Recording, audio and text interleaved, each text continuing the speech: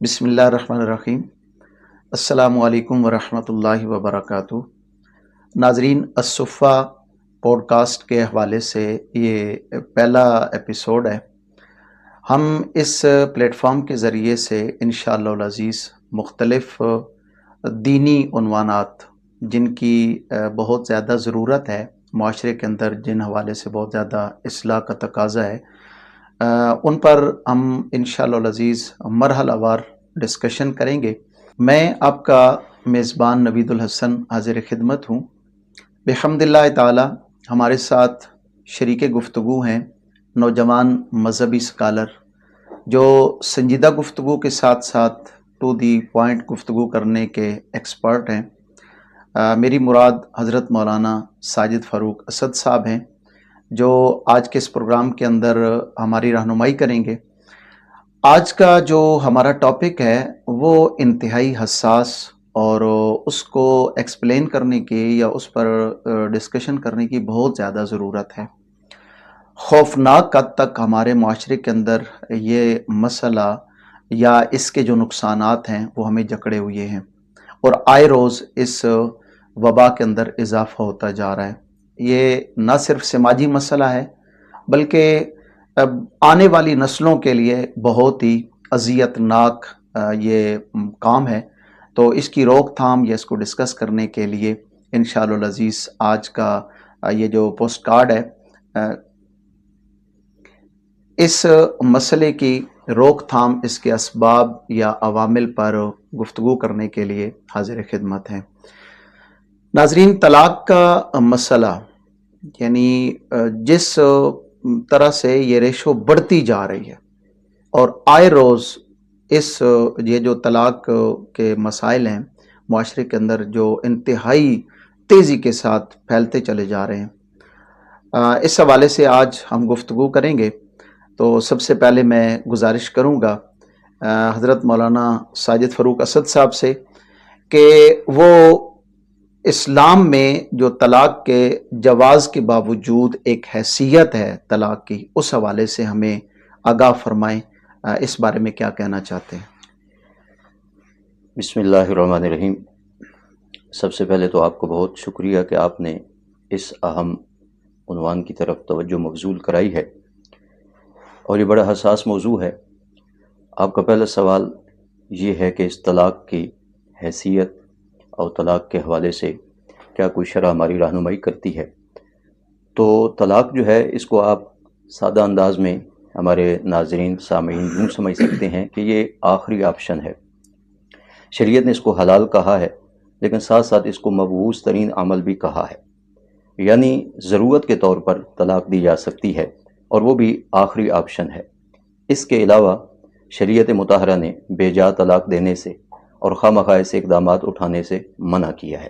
تو طلاق کی حیثیت یہ ہے کہ یہ ایک آخری آپشن ہے اور اس کو ضرورتاً ہی استعمال کیا جا سکتا ہے۔ اچھا مولانا، یہ طلاق کی جو شرح ہے، جیسا کہ میں نے شروع میں عرض کیا ہے، یہ بہت خوفناک حد تک بڑھتی جا رہی ہے۔ اس کے اسباب یا عوامل کیا ہو سکتے ہیں؟ یہ بہت قیمتی سوال ہے۔ طلاق کی جو ریشو بڑھتی جا رہی ہے، اس کے کئی ایک اسباب اور عوامل ہو سکتے ہیں۔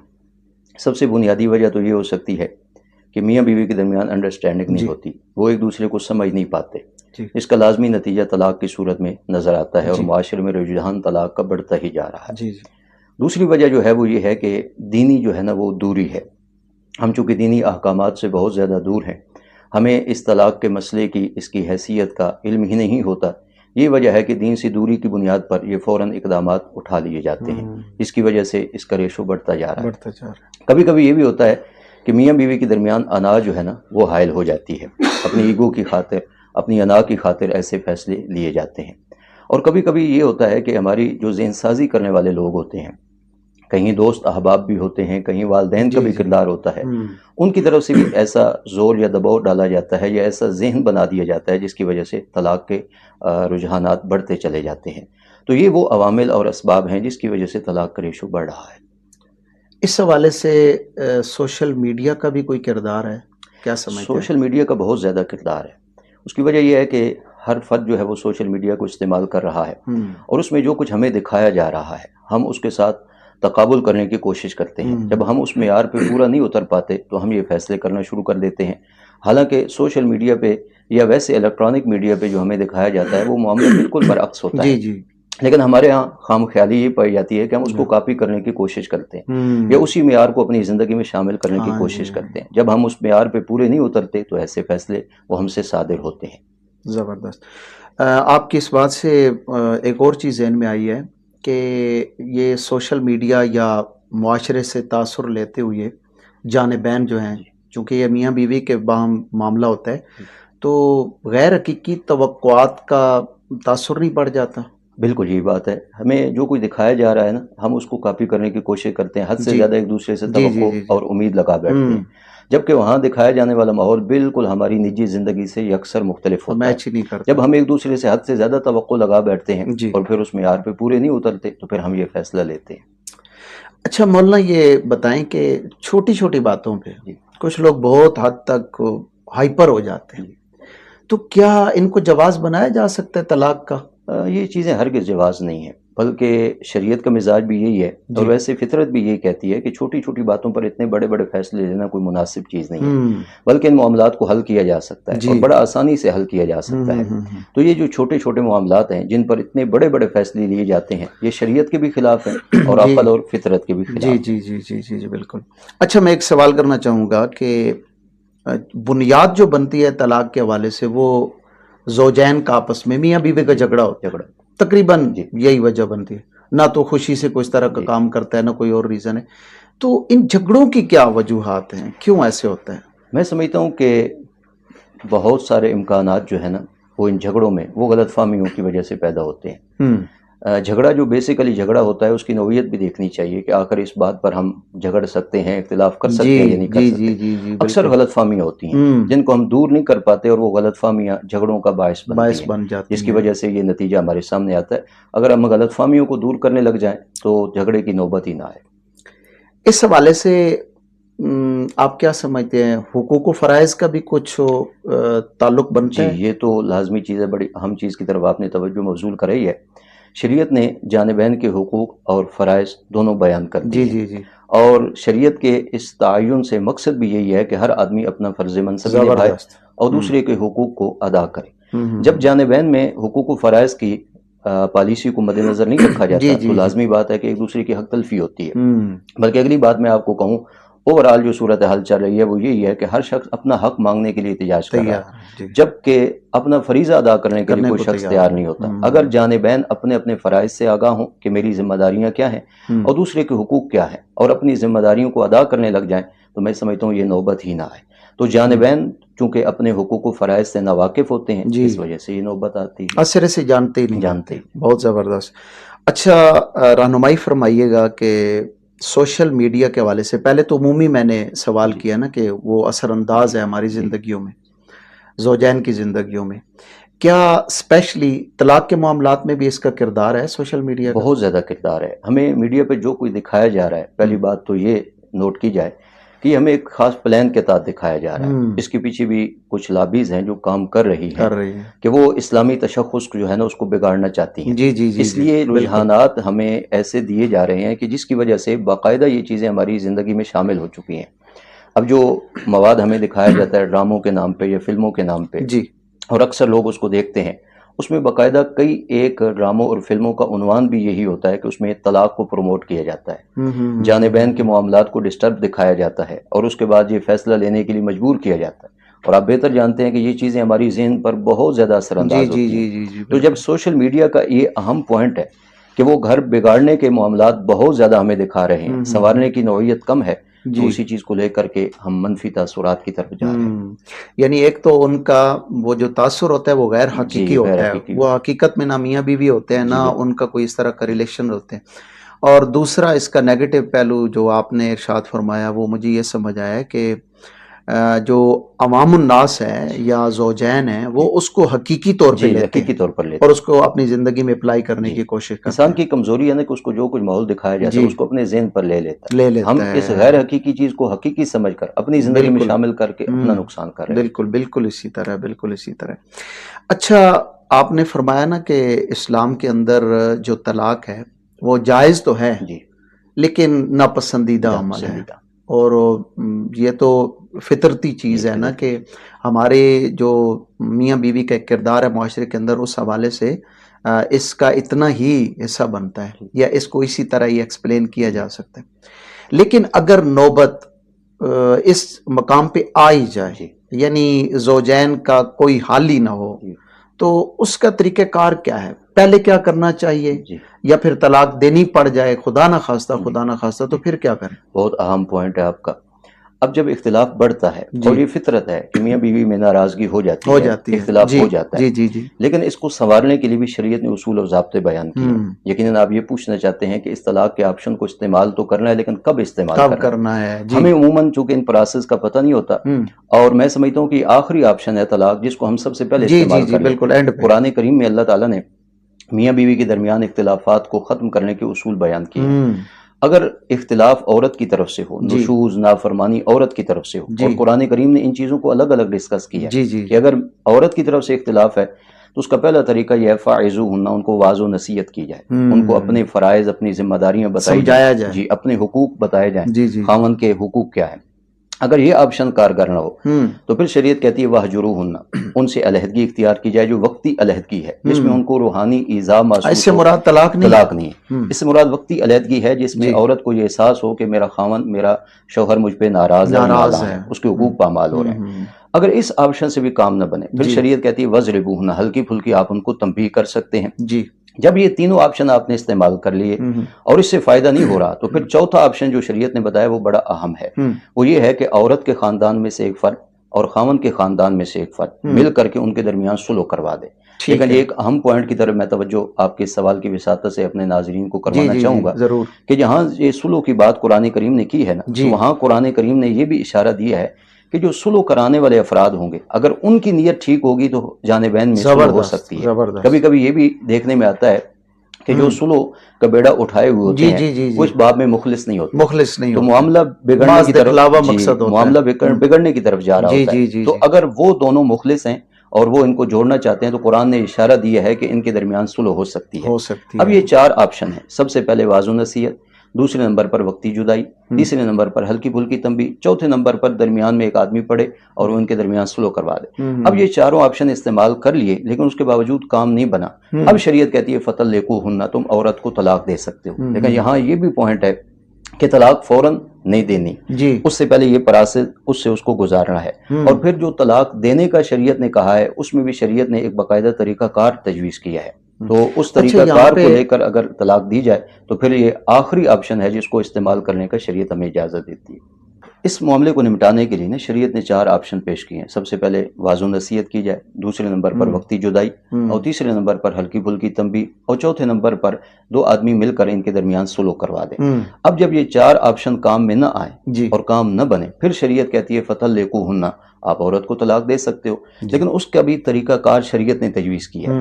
جذباتی فیصلہ نہ ہو، اپنے غصے کو ٹھنڈا کرنا مقصود نہ ہو، بڑی ایک ترتیب کے ساتھ اس معاملے کو نمٹانے کے لیے شریعت نے طلاق کا آپشن بتایا ہے۔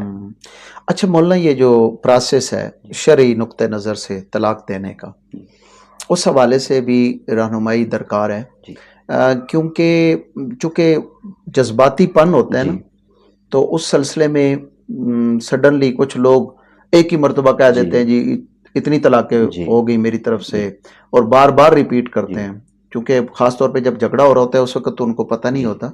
تو اس حوالے سے شریعت کی کیا رہنمائی ہے؟ شریعت اس میں بڑی پالیسی واضح طور پر پیش کرتی ہے۔ جب شریعت طلاق کا آپشن بتا رہی ہے تو طلاق کا طریقہ کار بھی بتا رہی ہے، اور میں نے ابھی جیسے کہا کہ یہ محض جذبات سے فیصلہ کرنے کا نام نہیں ہے، بلکہ اس معاملے کو بڑی طریقے کے ساتھ سلجھانے کا نام طلاق ہے۔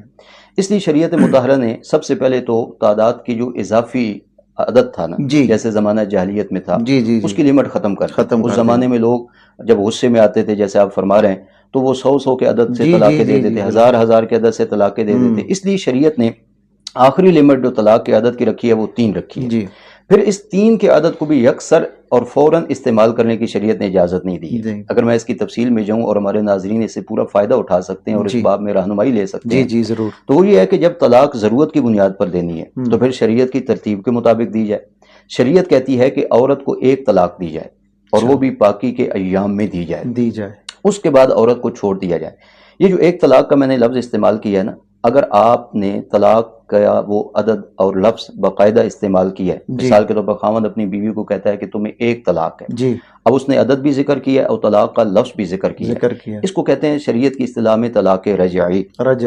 رجعی کا لفظ رجوع سے ہے، جی، جسے عام آدمی بھی سمجھ سکتا ہے کہ یہ وہ طلاق ہے کہ جس میں عورت کو تنبیہ بھی ہو گئی ہے جی، کہ دیکھو یہاں تک معاملہ آ سکتا ہے، ہے اور اس میں خاوند کے لیے یہ آپشن بھی باقی ہے کہ وہ بغیر نکاح کے رجوع بھی کر سکتا ہے۔ اب عورت جب اپنی عدت گزار رہی ہوگی، ایک طلاق رجعی دی ہوئی ہے، تو خاوند رجوع کر سکتا ہے، اور رجوع بالقول بھی کرے، زبانی کہہ کر رجوع کر لے، عملاً اس نے رجوع کرنا ہے تو وہ رجوع کر لے۔ اور اگلی بات بھی میں واضح کرتا چلوں کہ اس رجوع میں عورت کی رضا اور عدم رضا کو شریعت نے ڈسکس نہیں کیا ہے، خاوند ہی کی رضا معتبر ہے۔ اگر خاوند اس کو نبھانا چاہتا ہے تو خاوند نبھا سکتا ہے۔ اب یہ دیکھیں، جو ایک عدد کے ساتھ اور صراحتاً طلاق کا لفظ استعمال کر کے جو طلاق دینے کی شرع نے ترتیب بتائی ہے، اس میں جانبین کا فائدہ ہے، گھر اجڑنے سے بھی بچ سکتا ہے، اور دوبارہ جو اپنی غلطیاں ہیں ان کا ازالہ بھی کیا جا سکتا ہے۔ اسی طرح دوسرا آپشن یہ ہے کہ اگر ایک طلاق دی ہے، اس کے بعد سمجھتے ہیں کہ ابھی معاملہ نہیں ہو رہا، تو دوسری طلاق کا آپشن بھی موجود ہے، یعنی دوسری طلاق رجعی دے دی، یا دو طلاق رجعی دے دی، یعنی صراحتاً طلاق کا لفظ بولا اور دو کا عدد بول دیا۔ اس طلاق رجعی کے آپشن میں خاوند کو رجوع کا حق حاصل ہوتا ہے، لیکن عدت کے اندر۔ دوسرا طریقہ کار شریعت نے یہ بتایا کہ اگر آدمی طلاق دینا چاہتا ہے تو طلاق رجعی نہیں دے رہا تو ایسے الفاظ استعمال کرے جو کنایتاً الفاظ ہیں، جو اشارتاً طلاق کے لیے بولے جاتے ہیں، صراحتاً نہیں بولے جاتے۔ اچھا مولانا، یہ فرمائیں کہ شرعی طور پر یہ تو آپ نے فرما دیا ہے کہ طلاق سے پہلے کن جو ہے نا مراحل سے گزرنا ضروری ہے یا ان کو فالو کرنا لازمی ہے، تو شرعی طور پر طلاق دینے کا طریقہ کار کیا ہے اگر خدا نہ خواستہ نوبت اس حد تک پہنچ جاتی ہے تو؟ آپ کو یہ بڑا قیمتی سوال ہے، اس سے ہمارے ناظرین کو بہت ساری رہنمائی ملے گی۔ جب شریعت نے طلاق کا آپشن بتایا ہے، پہلے تو یہ بات ذہن میں رکھنی ہے کہ یہ ضرورتاً آپشن استعمال کرنا ہے، اور جب ضرورتاً بھی استعمال کرنا ہے تو پھر شریعت کی بتائی ہوئی ترتیب کے مطابق کرنا ہے۔ اور یہاں یہ پوائنٹ بھی نوٹ کر لیا جائے کہ طلاق جو ہے نا وہ عورت کو تنبیہ کے لیے ہے، اور یہ تنبیہ ایک طلاق سے بھی ہو سکتی ہے، دو طلاق سے بھی ہو سکتی ہے۔ یہ جو ایک اور دو کا میں نے لفظ استعمال کیا ہے، اگر اس کو ہم ایک اور پیرائے میں ذکر کریں تو یہ شریعت کے بتائے ہوئے ایک خاص طریقے کی طرف اشارہ ہے، جس کو طلاق رجعی کہا جاتا ہے۔ یہ طلاق رجعی عربی زبان کی ایک اصطلاح ہے۔ میں اس کو مزید آسان کر دیتا ہوں کہ اگر خاوند اپنی بیوی کو طلاق دینا چاہے تو عدد بھی ذکر کرے، ایک کا عدد مثال کے طور پر، اور طلاق کا صراحتاً لفظ بھی استعمال کرے۔ مثال کے طور پر خاوند کہے کہ میں تمہیں ایک طلاق دیتا ہوں، کہ میں نے تمہیں ایک طلاق دی، اب اس کو طلاق رجعی کہیں گے۔ اب اس کا سب سے بڑا فائدہ یہ ہے کہ جب عورت عدت میں ہے اس طلاق کے بعد، تو عدت کے اندر اندر خاوند رجوع کر سکتا ہے، زبانی رجوع کرے یا عملاً رجوع کرے، اور بغیر نکاح کے وہ پھر میاں بیوی بن سکتے ہیں۔ اب اس کا ایک فائدہ یہ بھی ہے کہ خاوند کی ضرورت بھی پوری ہو گئی، عورت کو تنبیہ بھی ہو گئی، اور غلط فہمیوں کا ازالہ بھی ہو سکتا ہے۔ ہاں، اگلی بات میں ساتھ یہ جوڑوں گا کہ اس طلاق رجعی کا جو آخری عدد ہے وہ 2 ہے۔ قرآن کریم میں بھی اشارہ ہے الطلاق مرتان، اس میں بھی یہی مطلب ہے کہ طلاق رجعی جو ہے نا وہ ایک کے بعد ایک طلاق ہے۔ اگر مثال کے طور پر خاوند نے ایک کے بجائے 2 طلاقیں دے دی اور صراحتاً لفظ طلاق رجعی کا استعمال کر لیا، اس کے بعد بھی یہی حکم ہے کہ عدت کے اندر اندر خاوند رجوع کر سکتا ہے۔ اگر یہ ایک طریقہ نوٹ کر لیا جائے، بلکہ سمجھتا ہوں میں یہ کہ اسی آپشن کو ہی استعمال کرنا چاہیے، اگر طلاق دینا ہی ہو تو طلاق رجعی کا آپشن استعمال کیا جائے تاکہ جس میں زیادہ نقصان نہ ہو۔ اچھا مولانا، اس حوالے سے نا ایک طلاق رجعی کا لفظ استعمال کیا جاتا ہے، طلاق بائن، اس کی تھوڑی سی وضاحت کر دے کہ ان میں کیا فرق ہے؟ یہ جی بہت اچھی بات ہے۔ یہ طلاق رجعی کے بعد جو طلاق بائن کا لفظ آپ نے بولا ہے، یہ طلاق یوں سمجھے ایک دوسری قسم ہے، اور یہ بھی طلاق دینے کی ایک ترتیب ہے۔ طلاق بائن جو ہوتی ہے نا، یہ بھی ایک اصطلاحی لفظ ہے، اس کو آسان میں کر دیتا ہوں کہ اگر طلاق کا صراحتاً لفظ خاوند استعمال نہ کرے اور عدد بھی ساتھ ذکر نہ کرے، بلکہ وہ لفظ طلاق کے لیے استعمال کرے جو طلاق کے لیے بھی بولا جاتا ہے اور کسی اور معنی میں بھی بولا جاتا ہے، جیسے خاوند اپنی بیوی کو کہے تو مجھ پر حرام ہے، یعنی یہ وہ لفظ ہے جو ہمارے ناظرین سامعین بھی سمجھ سکتے ہیں کہ بولا جاتا ہے۔ اب اس سے جو طلاق واقع ہوتی ہے وہ طلاق بائن ہے۔ طلاق بائن کا مطلب یہ ہے کہ اب طلاق رجعی کی طرح عدت کے اندر رجوع نہیں کیا جا سکتا بغیر نکاح کے۔ یہاں اب طلاق بائن کے بعد تجدید نکاح، دوبارہ نکاح کی نوبت آئے گی، اور دوبارہ نکاح کی نوبت میں یہ بھی ضروری ہے کہ اثر نو مہر بھی مقرر ہوگا اور جانبین کے درمیان ایجاب و قبول بھی ہوگا، پورا پروسیس سے گزرا یہ گویا۔ اچھا مولانا، اس حوالے سے ایک بڑا مسئلہ ہے معرکۃ الآراء، بلکہ میں سمجھتا ہوں کہ یہ جو ضروری عوامل ہیں جنہیں ڈسکس کرنا چاہیے، جنہیں سمجھنے کی ضرورت ہے. اس سے ہٹ کر کے 3 طلاقوں کا ایشو بڑا چلتا ہے. اس حوالے سے تھوڑی سی رہنمائی فرمائیں کہ کیا ایک ہی وقت میں 3 طلاقیں دی جائیں تو اس کا کیا حکم ہے، یا یہ ایک ہوتی ہے 3 ہوتی ہیں؟ اس حوالے سے رہنمائی یہ بہت اہم آپ کا سوال ہے، اور واقعہ یہ مارکۃ الآراء بحث بنی ہوئی ہے. حالانکہ یہ اتنی مشکل نہیں ہے، اس کو آسان بھی کیا جا سکتا ہے. تو پہلی بات تو یہ ہے کہ 3 طلاق اگر دے دیں ایک ہی مجلس میں تو وہ 3 طلاقیں 3 ہی واقع ہوتی ہیں. غلط فہمی یہ پیدا کر دی گئی ہے کہ 3 طلاقیں ایک ہی مجلس کی، وہ 3 ایک کاؤنٹ کی جاتی ہیں. یہ مسئلہ، حالانکہ یہ شریعت کے مزاج کے بھی خلاف ہے اور فطرت کے بھی خلاف. آپ خود ذرا تصور کریں کہ یہ کیسے دنیا میں ہو سکتا ہے کہ کہیں 3 کا عدد اور اس کو 1 کاؤنٹ کیا جائے، جبکہ یہاں اس معاملے میں، جبکہ یہ بڑا سنجیدہ معاملہ ہے اور بڑا حساس معاملہ ہے، وہاں 3 کے عدد کو 1 کاؤنٹ کر کے ایک غلط فتوے کی طرف رہنمائی کر دی جاتی ہے. تو شریعت نے 3 طلاقیں جو عدد کے ساتھ دی جاتی ہیں، ایک ہی مجلس میں دی جائیں، وہ نافذ العمل ہے، 3 ہی شمار کیا ہے اور وہ نافذ العمل ہے. اچھا، اس حوالے سے ایک صحابی رضی اللہ عنہ کا واقعہ لوگ جو ہے نا وہ مد نظر رکھتے ہیں کہ انہوں نے 3 طلاقیں دی، نبی پاک صلی اللہ علیہ وسلم نے ناراضگی کا اظہار فرمایا. تو اس سے بھی کچھ استدلال کرنے کی کوشش کی جاتی ہے، کیا فرمائیں گے اس کے بارے میں؟ یہ بہت اہم پوائنٹ کی طرف آپ نے نشاندہی کی ہے. یہاں 2 باتیں میں عرض کروں گا. ایک تو اس بات کو میں دوبارہ ریپیٹ اس لیے کر رہا ہوں کہ پچھلا طریقہ جو طلاق دینے کا شریعت نے بتایا اس پر بھی روشنی پڑے گی اور یہ مسئلہ بھی حل ہوگا. یہ بات واقعتاً مسلم ہے اور غالباً بخاری شریف میں آتی ہے کہ ایک صحابی نے 3 طلاقیں دیں اور حضور نے اس پر ناراضگی کا اظہار کیا. لیکن اس سے یہ استدلال کرنا کہ وہ 3 طلاقیں ایک شمار ہوئی ہیں، یہ بہت بڑی غلط فہمی ہے. یہ مسئلہ ہے. اسی روایت میں موجود ہے فَأَنْفَذَهُ ثَلَاثًا کہ حضور نے 3 کو 3 ہی نافذ فرمایا. اچھا، یہ الفاظ موجود ہیں، یہ الفاظ موجود ہیں. اب یہ پوائنٹ تو حل ہو گیا. اب سوال یہ پیدا ہوتا ہے کہ حضور نے ناراضگی کا اظہار کیوں کیا؟ بہت سارے لوگ شاید اس ناراضگی کے آپشن کو لے کر 3 کے عدد کو 1 بنانا چاہتے ہیں، جبکہ اس کا حل تو اس حدیث میں موجود ہے. اب وہ میں واضح کر دیتا ہوں.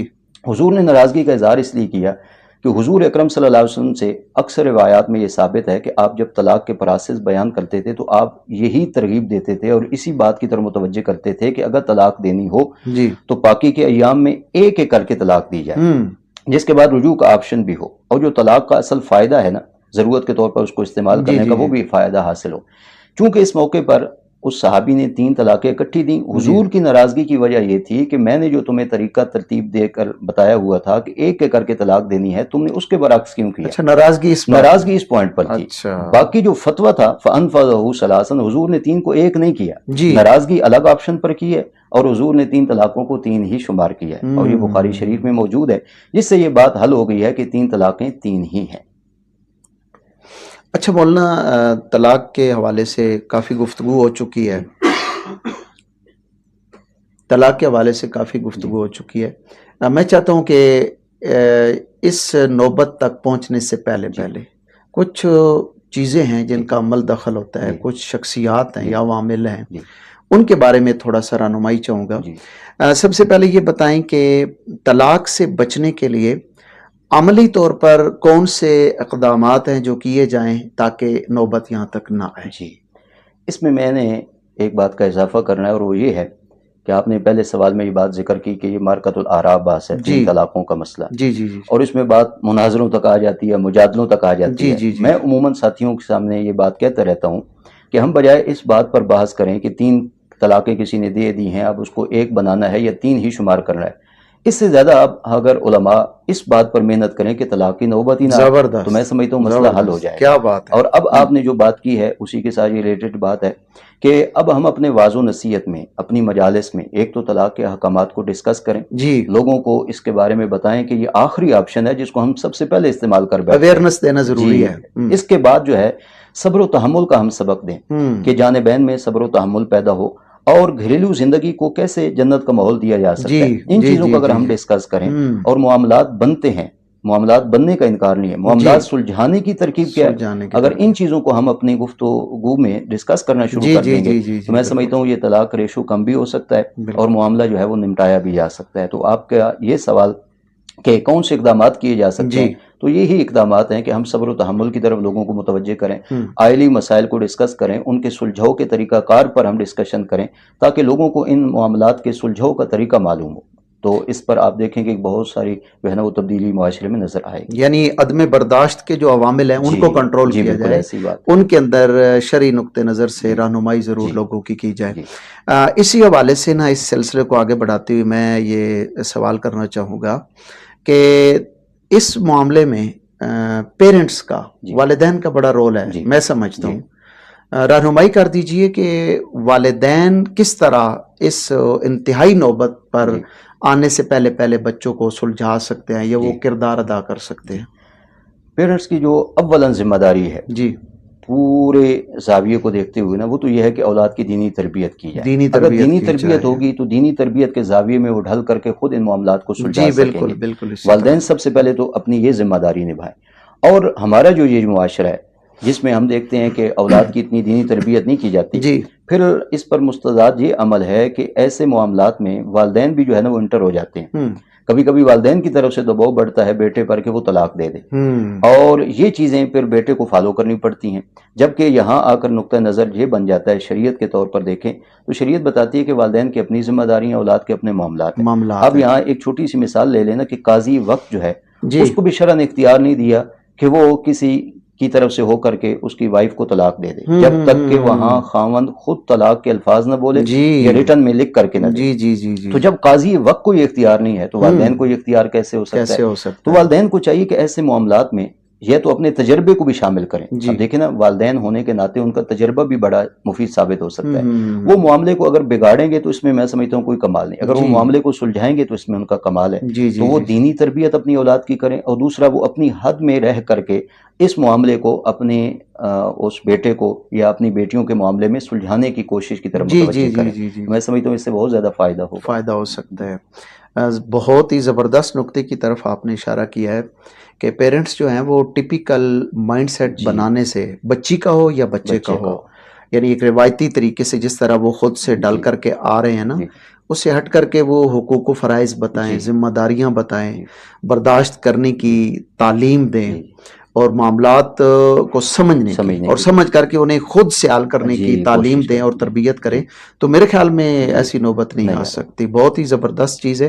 آخری سوال یہ کرنا چاہوں گا کہ چونکہ والدین جو ہیں وہ بھروسہ کرتے ہیں تعلیمی نظام پہ، یعنی وہ اس معاملے میں جہاں تک میری آبزرویشن ہے وہ یہ سمجھتے ہیں کہ یہ ہماری ریسپانسبلٹی نہیں ہے. پہلی غلطی تو یہ کرتے ہیں. دوسرا یہ ہے کہ وہ تعلیمی سسٹم کے اوپر ڈیپینڈ کر دیتے ہیں، اور وہ اہلیت جو بتا رہے ہوتے ہیں نا کہ ہمارے بچوں نے ماشاءاللہ ماسٹر کیا ہوا ہے، اچھی بات ہے، پی ایچ ڈی کیا ہوا ہے، ایم فل کیا ہوا ہے، یا ہمارے فلاں ادارے سے وہ ڈگری ہولڈرز ہیں، لیکن کیا یہ تعلیمی نظام جو ہے اس ذمہ داری کو نبھا رہا ہے کہ وہ بچوں کی خاص طور پہ اس طرز پہ تربیت کرے کہ کل انہوں نے ایک گھر بسانا ہے یا ایک معاشرے کی انہوں نے اکائی بننا ہے؟ بہت قیمتی سوال ہے. میں جہاں تک سمجھا ہوں وہ یہ ہے کہ اگر صرف تعلیم و تربیت پر اس چیز کو چھوڑ دیا جائے، والدین اس پر انحصار کریں اور آگے تعلیمی سسٹم میں اس میں باقاعدہ رہنمائی نہ ہو، میں سمجھتا ہوں یہاں بھی ایک دھوکہ ہے، بہت بڑا فیلئر. اگر والدین اس کو تعلیم و تربیت پہ چھوڑتے ہیں، ہمارے تعلیمی اداروں پر چھوڑتے ہیں، چاہے وہ عصری ادارے ہوں چاہے وہ دینی ادارے ہوں، تو پھر ان کی ذمہ داری بنتی ہے کہ وہ ان معاملات کو باقاعدہ ڈسکس کریں اور ان معاملات میں بچوں کو رہنمائی پوری دیں.